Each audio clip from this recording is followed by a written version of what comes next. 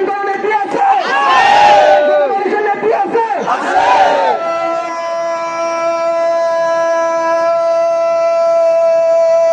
বলো তো সেই নেত্রী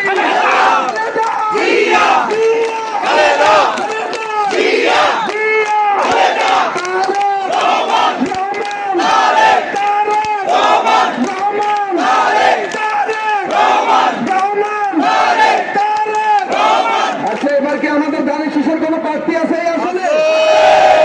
তার জন্য কি আমরা ভোট চাইতে পারি? তাহলে সবাই একসাথে বলবো